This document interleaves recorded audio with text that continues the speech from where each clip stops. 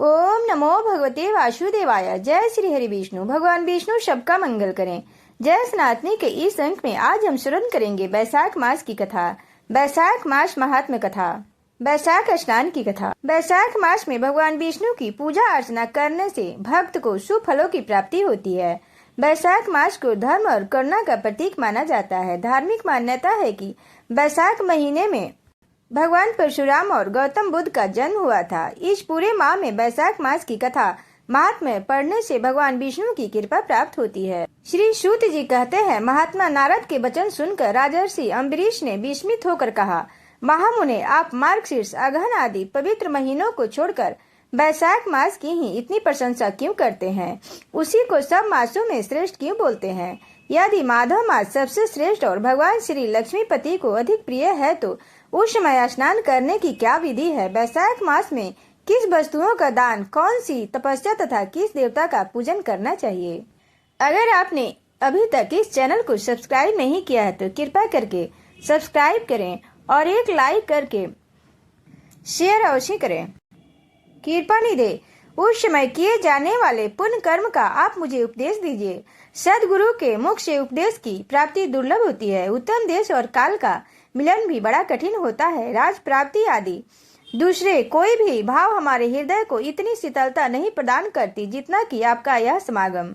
नारद जी ने कहा, राजन सुनो, मैं संसार के हित के लिए तुमसे माधव मास की विधि का वर्णन करता हूँ। जैसा कि पूर्व काल में ब्रह्मा जी ने भी बतलाया था, पहले तो जीव का भारतवर्ष में जन्म लेना ही दुर्लभ है, उससे भी अधिक दुर्लभ है वहाँ मनुष्य की योनि में जन्म। मनुष्य होने पर भी अपने अपने धर्म के पालन में प्रवृत्ति होना तो और भी कठिन है, उससे भी अत्यंत दुर्लभ है भगवान वासुदेव और भगवान विष्णु में भक्ति और उसके होने पर भी माधव मास में स्नान आदि का सुयोग मिलना तो और भी कठिन है।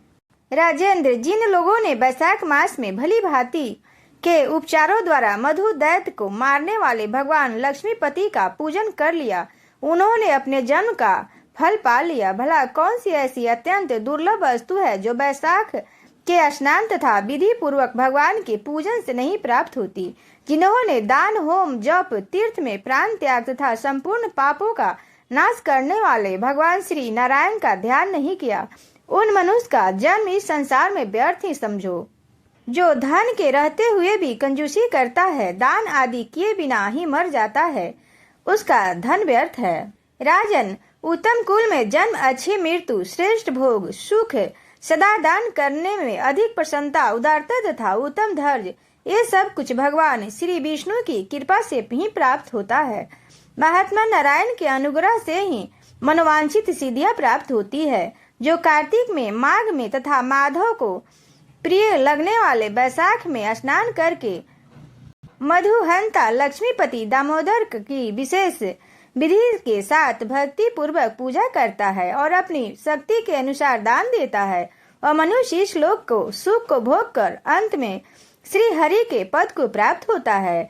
भूप जैसे सूर्योदय होने पर अंधकार नष्ट हो जाता है, उसी प्रकार बैसाख मास में प्रातः स्नान करने से अनेक जन्मों की उपार्जित पाप राशि नष्ट हो जाती है। यह बात ब्रह्मा जी ने मुझे बताई थी। भगवान श्री विष्णु जी ने माधव मास की महिमा का विशेष प्रचार किया है। अतः इस महीने के आने पर मनुष्य को पवित्र करने वाले पुण्य जल से परिपूर्ण गंगा तीर्थ, नर्मदा तीर्थ, यमुना तीर्थ अथवा सरस्वती तीर्थ में सूर्योदय से पहले स्नान करके भगवान मुकुंद की पूजा करनी चाहिए। इससे तपस्या का फल भोगने के पश्चात अक्षय स्वर की प्राप्ति होती है। भगवान श्री नारायण अनामय रोग व्याधि से रहित हैं। उन गोविंद देव की आराधना करके तुम भगवान का पद प्राप्त कर लोगे। राजन, देवाधिदेव लक्ष्मीपति पापों का नाश करने वाले हैं। उन्हें नमस्कार करके चैत्र की पूर्णिमा को इस व्रत का आरंभ करना चाहिए। व्रत लेने वाला पुरुष या स्त्री यमनियों का पालन करें, शक्ति के अनुसार कुछ दान दे, सात्विक भोजन करें, भूमि पर सोएं, ब्रह्मचर्य का पालन करें। ब्रह्मचर्य व्रत में दृढ़ता पूर्वक स्थिर रहें तथा हृदय में भगवान श्री नारायण का ध्यान करते हुए कृच्छ आदि तपस्याओं के द्वारा शरीर को सुखाएं। इस प्रकार नियम से रहकर जब बैसाख की पूर्णिमा आए उस दिन मधु तथा तिल आदि दान करें।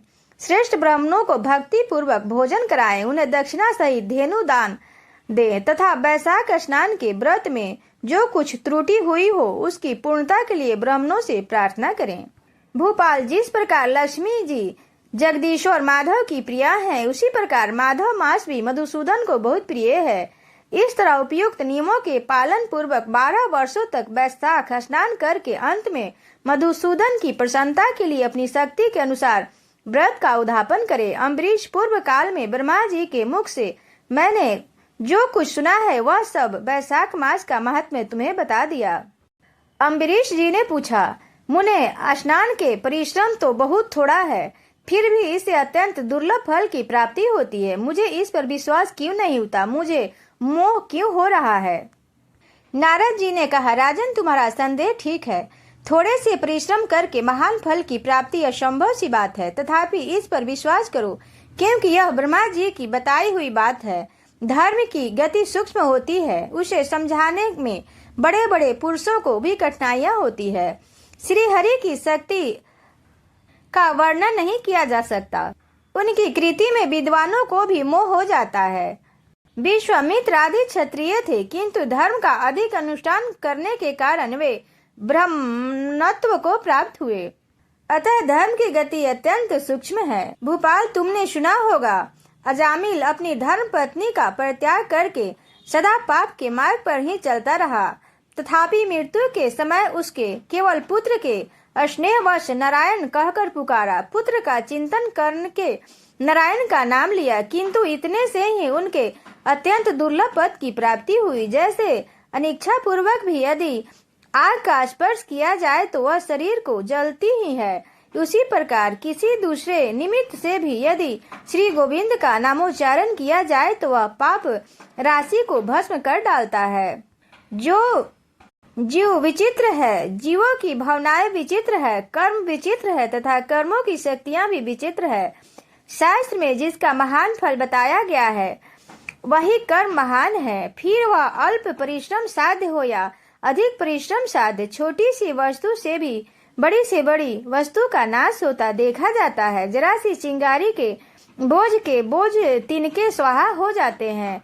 जो श्री कृष्ण के भक्त है उनके अनजाने में किए हुए हजारों हत्याओं से युक्त भयंकर पातक तथा चोरी आदि पापों का नष्ट हो जाता है।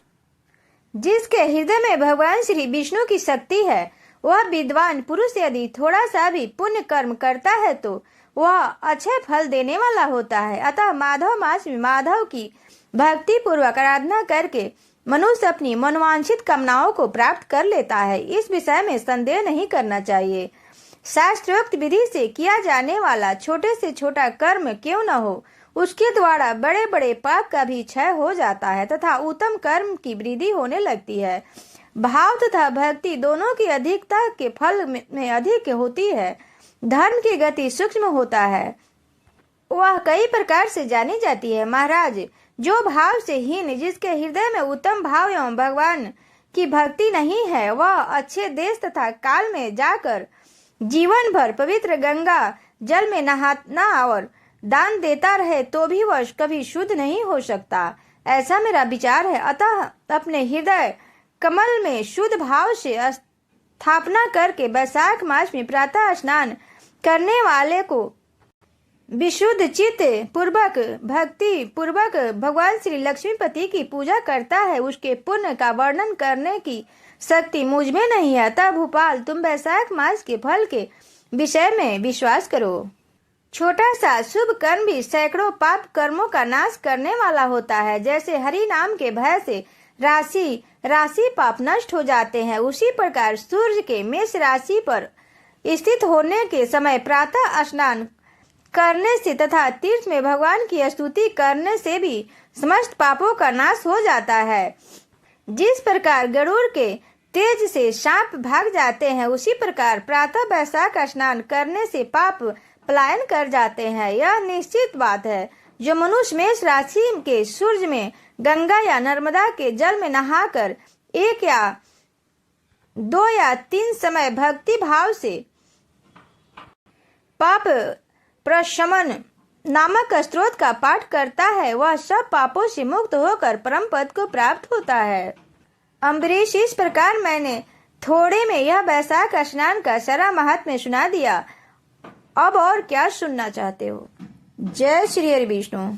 सब प्रेम से बोलो विष्णु भगवान की जय।